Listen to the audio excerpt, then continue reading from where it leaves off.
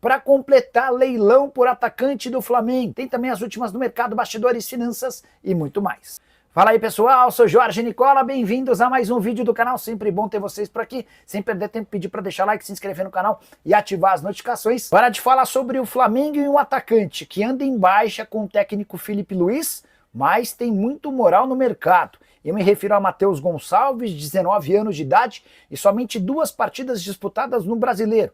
A soma desses 2 jogos garantiu a ele 4 minutos em campo. Se não tem nenhum respaldo do técnico, o Matheus virou o queridinho do mercado. Atlético Mineiro, Cruzeiro, Santos e Grêmio já demonstraram a intenção de contratá-lo.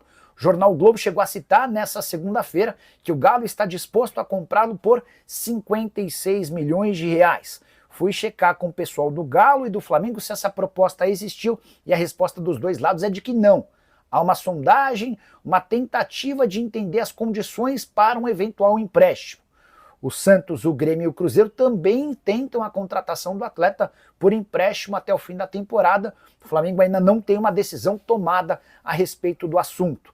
Matheus Gonçalves, que nesse ano soma 10 partidas com 2 gols marcados. A última aparição dele em 1º de maio, no jogo contra o Botafogo da Paraíba.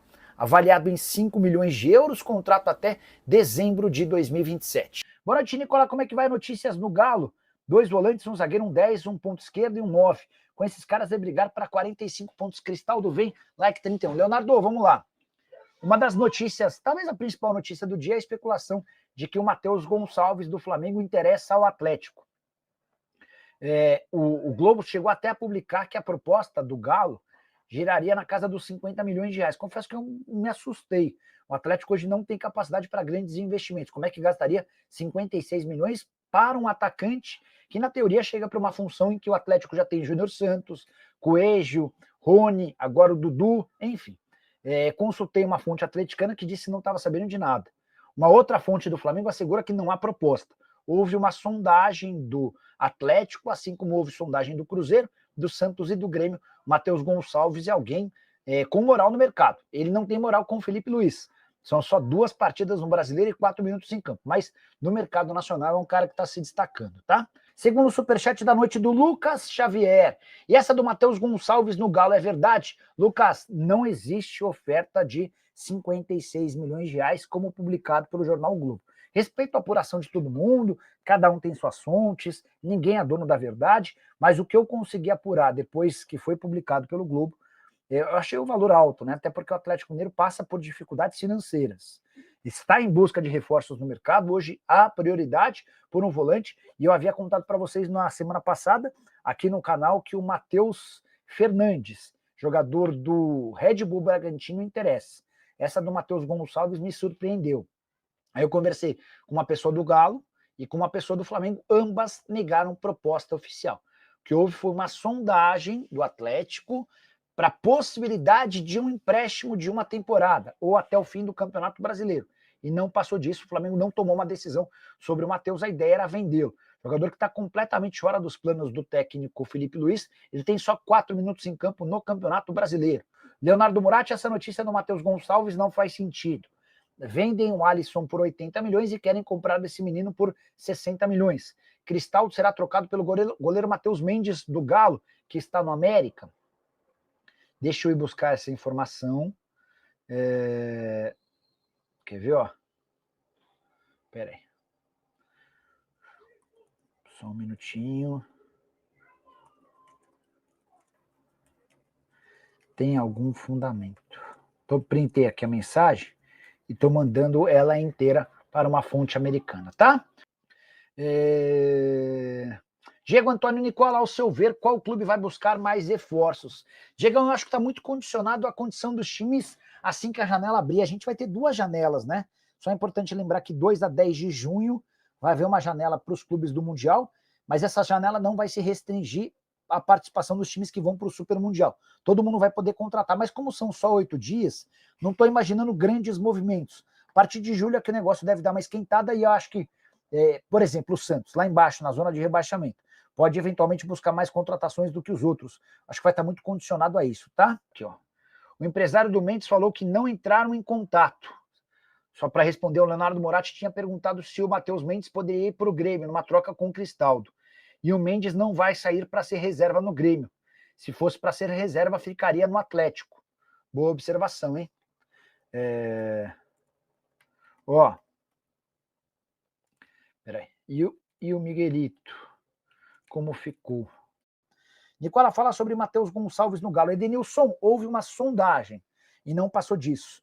Proposta para compra de 56 milhões de reais, na minha informação, na minha apuração, não tem, tá?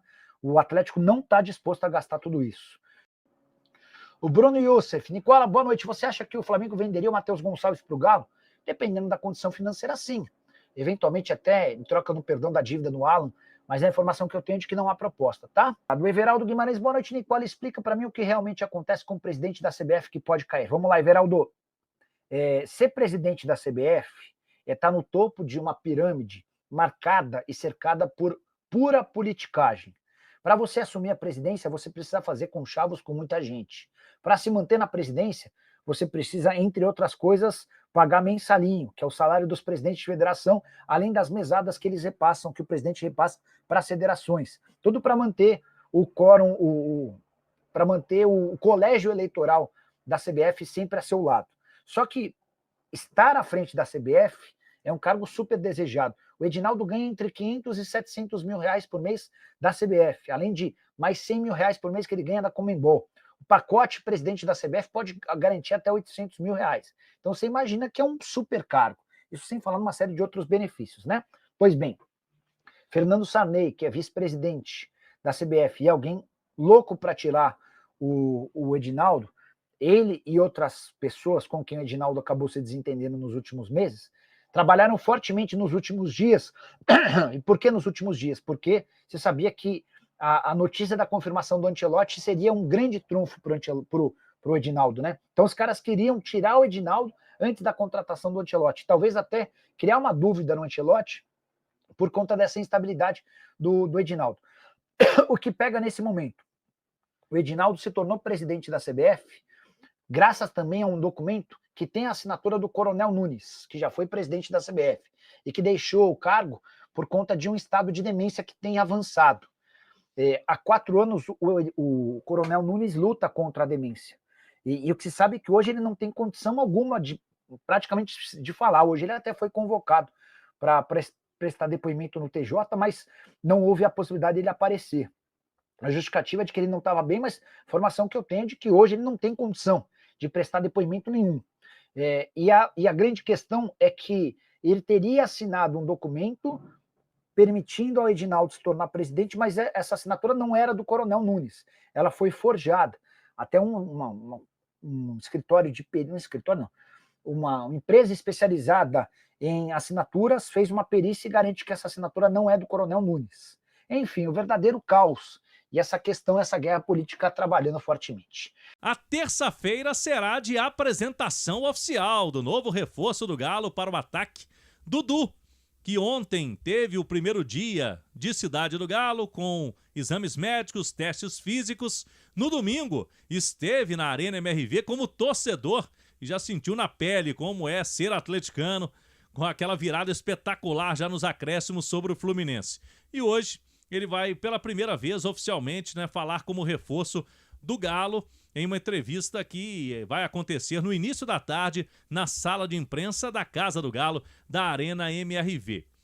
O Dudu vai ter que esperar até junho para ter condições legais de jogo com a reabertura da janela de transferências do futebol brasileiro.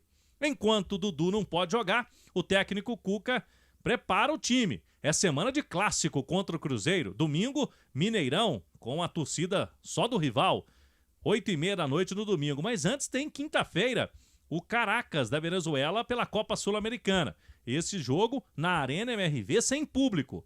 E o Cuca deve mesclar a equipe, como vem fazendo em jogos da competição continental. Já fez algo parecido, né, contra o Cienciano, contra o Deportes Iquique, fora de casa, e não deve ser diferente para esse compromisso. No fim de semana há uma expectativa para voltas do Guilherme Arana, principalmente, e o Gabriel Menino também. O Menino que esteve junto com o Arana ontem em campo fazendo atividades sob cuidados ainda da fisioterapia, mas já entram em reta final de recuperação, como o jogo é domingo contra o Cruzeiro, aí tem um prazo maior do que da Copa Sul-Americana. E aí o Cuca vai definir, ele não tem o Coelho para esse jogo suspenso com o terceiro cartão amarelo. Pode fazer ali um meio-campo mais robusto, com mais marcação também. O Galo não vai fazer nenhum treino na Arena MRV esta semana, antes do duelo contra o Caracas. Por quê? Hoje à tarde, 3 horas, tem o jogo do Galo Sub-20 contra o Internacional pelo Campeonato Brasileiro da categoria. E amanhã, véspera do jogo, a Conmebol não permite treinos no palco do jogo. Um abraço. Torcedor atleticano, quero saber sua opinião aí sobre Matheus Gonçalves, essa possibilidade do Galo contratar o jogador. Como disse aí no vídeo aí, seria uma loucura, né? O Galo que vendeu o Alisson por 80 milhões e contratar aí o Matheus Gonçalves por perto de 60 milhões. Seria uma doideira absurda isso aí. Eu não acredito que aconteça essa negociação, até porque para a posição que joga o Matheus Gonçalves, o Galo está repleto de jogadores. Quero sua opinião nos comentários e também sobre a apresentação de Dudu, que se apresenta hoje na Arena MRV. Não esquece de deixar like no vídeo, se inscrever no canal e ativar o sininho de notificações.